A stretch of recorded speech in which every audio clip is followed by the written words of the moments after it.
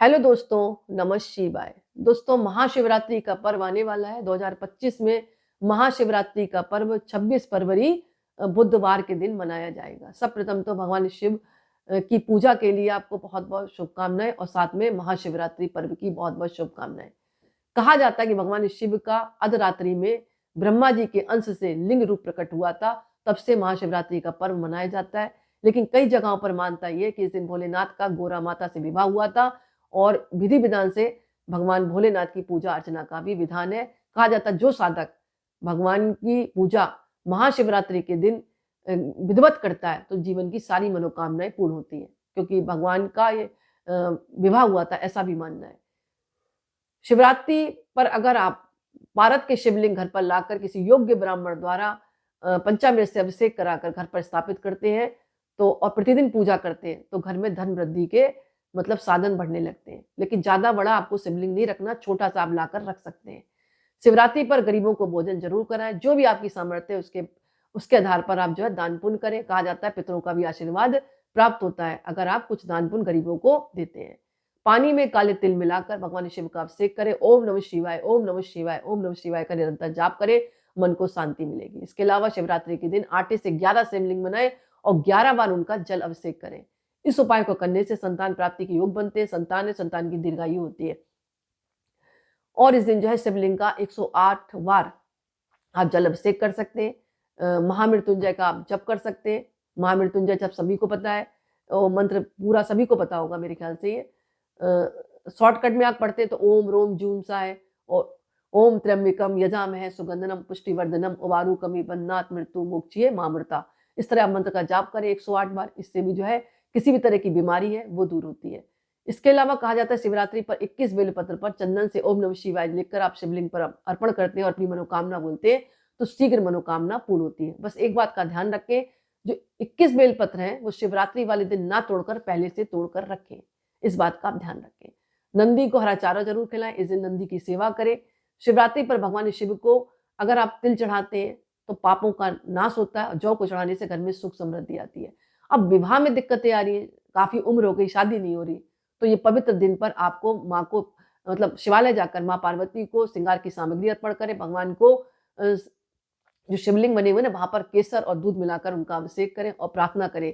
माता पार्वती का गठबंधन कर दें पीले धागे से और जो धागा बचे वहीं छोड़ दें। शीघ्र ही शादी के योग बनेंगे, आप करके देखिए। मछलियों को आटे की गोलियां खिलाएं, हो सके तो 108 गोलियां बनाकर घर से ले जाएं और कोई भी तालाब हो वहां पर खिलाएं। और जब एक एक गोली आप खिला रहे हैं तो भगवान शिव का ध्यान करते रहें। कहा जाता है धन प्राप्ति के मार्ग खुलते हैं और घर में धन की बरकत होती है। तो दोस्तों, अभी हाल में ही शिवरात्रि आ रही है, इसका पूरा फायदा उठाएं और भगवान की जो भी आप जिस तरह से पूजा कर सकते हैं, भगवान शिव सहस्त्र नाम का पाठ करें, शिव चालीसा पढ़ें और भगवान शिव के मंत्रों का जाप कर सकते हैं, भजन कीर्तन कर सकते हैं। मतलब जैसे आपको समय मिले उस हिसाब से भगवान की आप पूजा और आराधना करें। लेकिन जो भी पूजा करें मन लगाकर करें, मतलब दिखावे के लिए कुछ ना करें। अगर दिखावे के लिए करेंगे तो कुछ भी आपको प्राप्त नहीं होगा। इसके अलावा आप कुछ मंत्र का जाप कर सकते हैं, जैसे ओम सजो जाताय नमः, ओम वामदेवाय नमः, ओम अघोराय नमः, ओम ईशानाय नमः, ओम तत्पुरुषाय नमः। अगर ज़्यादा नहीं कर सकते तो इन मंत्रों का भी आप जाप कर सकते हैं। ये मंत्र प्रमुख बताए गए। जब भगवान के आप सहस्त्र नाम का पाठ करेंगे ना उसमें ये मंत्र आएगा। तो इन बातों का आप ध्यान रखें। मंत्र को मैं फिर रिपीट कर देती हूँ, इनको नोट कर लें, वैसे सभी को पता होगा। ओम सजो जाताय नमः, ओम वामदेवाय नमः, ओम अघोराय नमः, ओम ईशानाय नमः, ओम तत्पुरुषाय नमः। और पति पत्नी बैठकर साथ में ही भगवान का अभिषेक करें और अभिषेक करने के बाद अपने जीवन की जो भी मनोकामना है उसको मांगे, शीघ्र मनोकामना पूर्ण होगी। और रात्रि पहर में पूजा जरूर करें, क्योंकि भगवान शिव को रात्रि पहर बहुत ज्यादा प्रिय है और जो प्रदोष काल का समय वो तो और भी उत्तम बताया गया है। ये भी कहा जाता है कि रात्रि के प्रथम पहर में दूध से भगवान का अभिषेक करना चाहिए, दूसरे पहर में दही से, तीसरे पहर में घी से अभिषेक करना चाहिए और चौथे पहर में शहद से शिवलिंग का अभिषेक करना चाहिए। जो साधक इस तरह पूजा करता है उसको मनोवांछित फल की प्राप्ति होती है। और जब अभिषेक कर रहे हो तो भगवान शिव के मंत्रों का जाप करते हैं, शिव स्रोत का पाठ कर सकते हैं, शिव तांडव स्रोत का भी आप पाठ कर सकते हैं। इसके अलावा कहा जाता है शिवरात्रि में अगर सोना अगर आप सोते नहीं है रात्रि के समय तो बहुत ही उत्तम फल मिलता है। तो हो सके तो शिवरात्रि में आप ज्यादा नहीं तो 1-2 बजे तक तो आप जागे। महानिशित काल में पूजा करते हैं भगवान शिव की तो अनंत गुना फल मिलता है। हो सके तो इस दिन जो है रात्रि सोने से आप बचें और कहीं कहीं ये भी कहा जाता है कि भगवान को आँख है, कनेर है, मौलसिरी, धतूरा, कटेली के फूल जरूर चढ़ाए, भगवान को बहुत ज्यादा प्रिय है। तो इस तरह आप पूजा करें। इसके अलावा आप जो है कहा जाता है कि भगवान शिव की अष्ट मूर्तियां होती हैं, उनके 8 मंत्रों को आप पुष्पांजलि जरूर दें।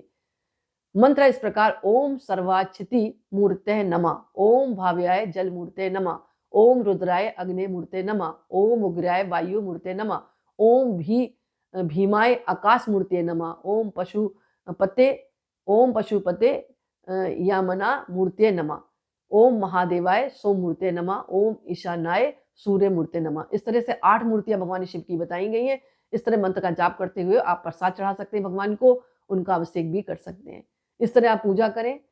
तो दोस्तों अभी हाल में ही मतलब 26 फरवरी की पड़ रही है, हो सके तो इस व्रत को आप जरूर रखें। कुंवारी कन्याएं रहती है तो विवाह के योग्य बनते हैं, उनकी शादी के दाम्पत्य जीवन, जिन शादीशुदा है उनका दाम्पत्य जीवन सुखद होता, किसी तरह की लड़ाई झगड़े हैं तो वो भी दूर होते हैं। कहा जाता है कि जो भी शिवरात्रि का व्रत रखता है उसके जीवन में मतलब एक तो मतलब भगवान का आशीर्वाद प्राप्त होता है और जीवन में आने वाले संघर्ष दूर होते हैं और मनोकामनाएं शीघ्र पूर्ण होती हैं। तो दोस्तों आज का वीडियो मैं ही समाप्त करती हूँ। पसंद आए तो लाइक करें, कमेंट्स में नमः शिवाय जरूर लिखें।